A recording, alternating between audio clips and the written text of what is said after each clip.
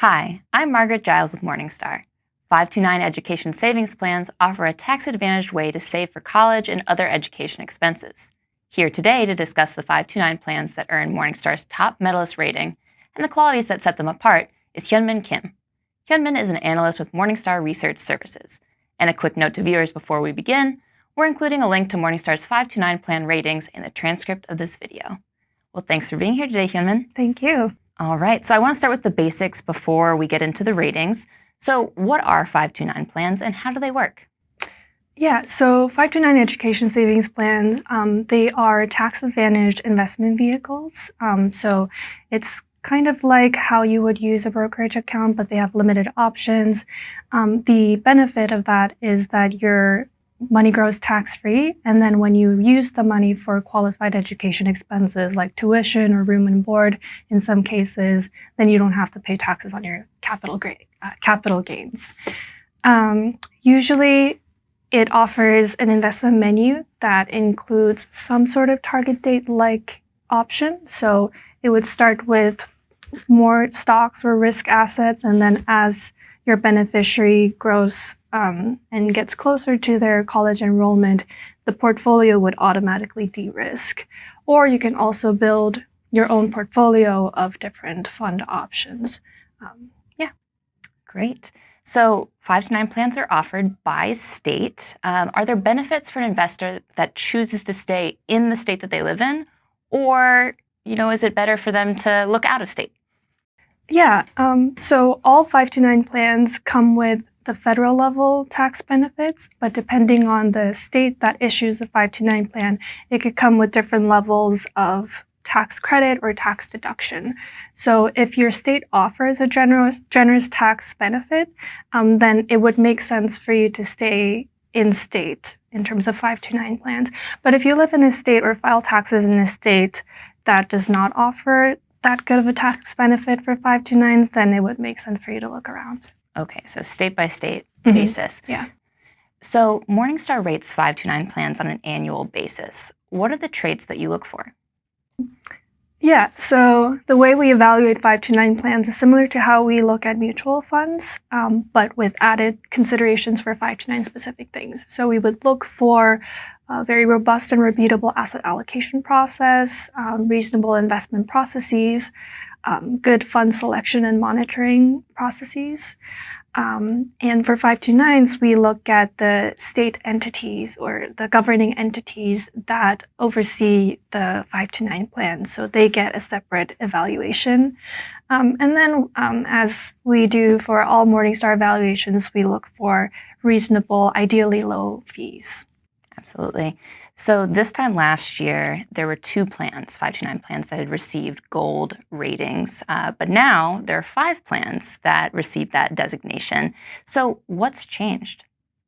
Yeah, so there was a major methodology update in 2024 that shuffled the ratings a little bit.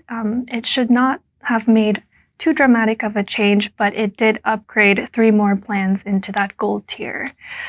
So the very high-level summary of the changes is that we shifted the weighting of each pillar. So the process pillar used to take up 30% of the overall score. Now it's 50%. So we're really focusing on whether the plan provides quality options for the end investors. And then the remaining 50% goes to the people and parent pillars, so 25-25. And then for the price pillar, we used to rate everyone or rank everyone and then cut quintiles. But now we are using a standard deviation-based measure, so kind of a modified Z-score to make sure that we focus more on the outliers than penalize reasonably cheap plans. So lots of changes there, and that's probably a major reason why we saw some upgrades. Okay, so let's talk about some specific plans. I want to start with Utah's My 529 plan, which is a perennial favorite. What sets it apart? Yeah, so Utah's My 529 plan has been setting industry standards for many years now, and every year we go into the ratings process with critical eye, they continue to impress us. So they have offered very cost-effective portfolios. They're very proactive about lowering fees where they can. They have excellent state oversight, so multiple layers of independent audits when it comes to making investment decisions. And they have also pioneered some, I would say, innovation. I'm a bit allergic to that word, but I will use that for my 529, in that they offer customized portfolios for both retail investors and advisors. And on top of that, they put in behavioral nudges so that the investors who are using the customized options don't end up making overly risky or overly expensive portfolios. So all around, very good investment processes, oversight, and that extra alpha element. Great. So the next incumbent is the Pennsylvania 529 investment plan. What do you like about it? Yeah, so Pennsylvania is a state that really impresses us with the robust state oversight. So the governing entity for the Pennsylvania 529 plan has shown very aggressive advocacy for their end investor in negotiating lower fees and negotiating favorable terms with their investment providers. And that results in quality offerings for the end investors. So that was the driver for the gold rating for Pennsylvania. Great. So 3 plans were upgraded to gold in this past round of ratings. Can you break down how they earned that distinction? So let's start with Alaska's T. Rowe Price College Savings Plan and the Massachusetts U Fund College Investing Plan. So Alaska's plan is managed by T. Rowe Price and Massachusetts by Fidelity, and both firms offer very quality offerings that kind of helped upgrade the plans with the new methodology, because the new methodology puts more emphasis in process and the investment manager compared to the previous ratings. So plans that offer very good quality research, have very robust research teams backing the product, would have gotten an upgrade. And Fidelity and T. Rowe Price are 2 examples of that. Great. So there's one more plan that rounds out this group of gold-rated 529s, and that's Illinois Bright Start Direct Sold Plan, not to be confused with the advisor version, right? What led to its upgrade?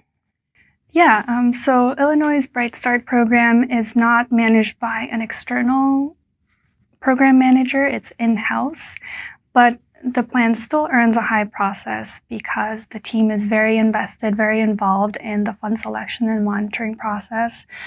The team is very mindful to keep the open architecture, so they don't confine themselves to a single fund manager. They would look at the entire universe to make sure that they have quality options in each asset class. And the governing entity for Illinois 529 plans have shown great oversight in terms of investment. In addition, the state has been a great advocate for investors in terms of lowering the fees. Great. And relevant, we're in Chicago. I'm certainly thinking about the Illinois side of things.